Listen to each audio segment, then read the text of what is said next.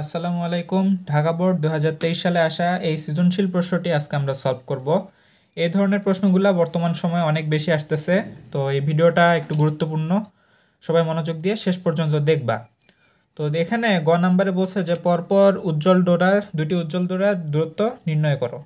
তো এখানে আমাদের দেওয়া আছে যে ডেটাগুলো, সেগুলো হলো যে S1 S2 এই দুইটা চিড়ের মধ্যবর্তী দূরত্ব 1 মিলিমিটার। কেন্দ্রীয় চরম থেকে পি বিন্দুর দূরত্ব দেওয়া আছে 8.835 মিলিমিটার। আর এখানে তরঙ্গ দৈর্ঘ্য দেওয়া আছে ল্যামডা ইকুয়াল টু 5890 অ্যাংস্ট্রম। ওকে, আর হচ্ছে এই চির থেকে পর্দার দূরত্ব দেওয়া আছে 1.5 মিটার। এখানে গ নম্বরে বলছে যে পরপর দুইটি উজ্জ্বল ডোরার দূরত্ব কত। তো এটা আমরা একটু চিত্রের সাহায্যে দেখব। দেখো চিত্রে এখানে এটা কেন্দ্রীয় চরম, এটা হলো প্রথম অন্ধকার ডোরা, আর এটা হলো প্রথম উজ্জ্বল ডোরা। তো বলছে যে কেন্দ্রীয় চরম থেকে প্রথম উজ্জ্বল ডোরার দূরত্ব বা পরপর দুইটি উজ্জ্বল ডোরার দূরত্ব। তো এই কেন্দ্রীয় চরম থেকে যদি প্রথম উজ্জ্বল ডোরার এইটুক দূরত্ব যদি বের করি, তাহলে আমাদের গ নাম্বারের প্রশ্নটা সলভ হয়ে যাবে। আচ্ছা, এখন গ নাম্বারটা অ্যান্সার করি। ল্যামডার মান দিয়ে দেওয়া আছে ল্যামডা ইকুয়াল টু 5890।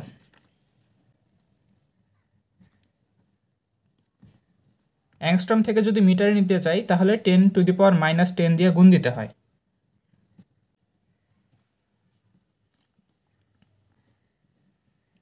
এখানে দেওয়া আছে ক্যাপিটাল ডি এর মান চির হতে পর্দার দূরত্ব দেওয়া আছে 1.5 মিটার। এখানে স্মল এর মান দেওয়া আছে দুইটা চিরের মধ্যবর্তী যে দূরত্ব, এটা হলো 1 মিলিমিটার।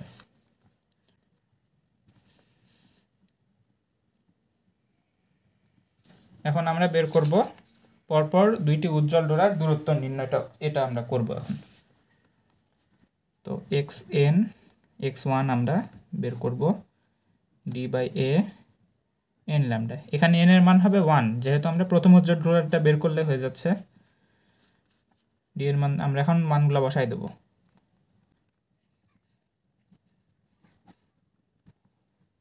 এখন এটার ক্যালকুলেশন করলে আমাদের অ্যান্সার হয়ে যাবে।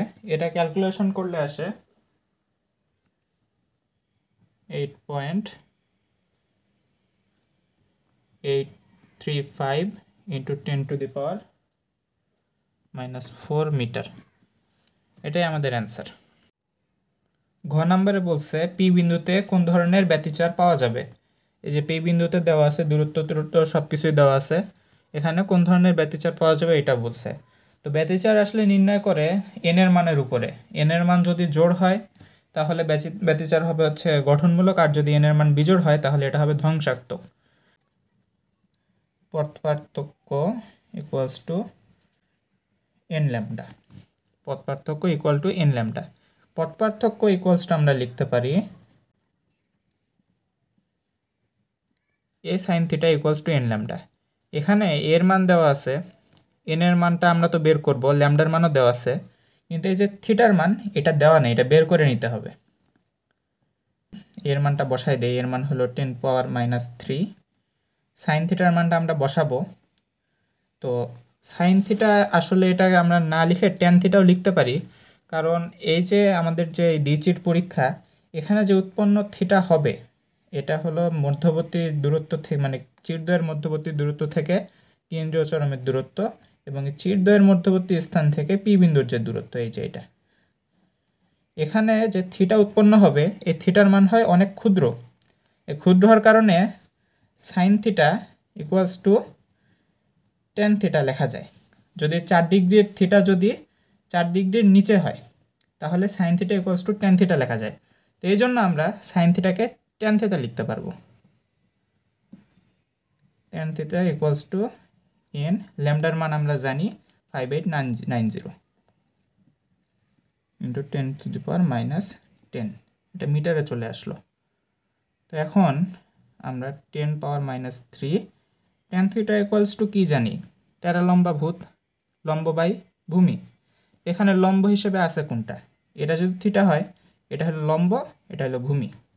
তাহলে লম্ব এই হিসাবে আছে আমাদের 8.835 মিলিমিটার, এটা দেওয়া আছে, এটাকে আমরা মিটারে করব, 10⁻³ দিয়ে গুণ দিলাম।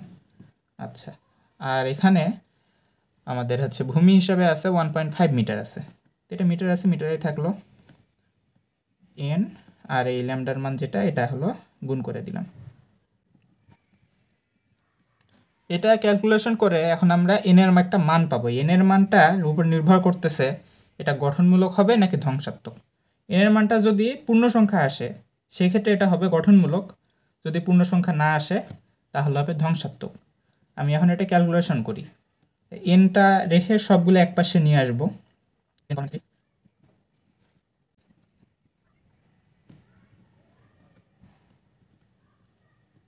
এটা ক্যালকুলেশন করে আসে 10, যেহেতু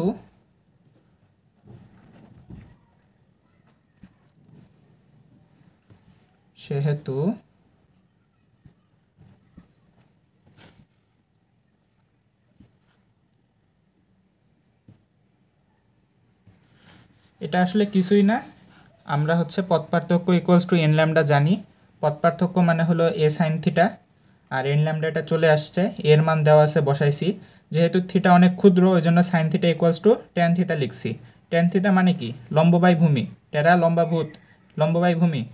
তাহলে এই যে এখানে লম্বর মান বসাই দিছি, ভূমির মান বসাই দিছি, এই পাশটা ক্যালকুলেশন করে আনছি। ক্যালকুলেশন মানে জাস্ট মানটা বসাই দিছি। এন এর মানটা এই পাশে রেখে সবগুলো এক পাশে নিয়ে আসছি, ক্যালকুলেশন করছি।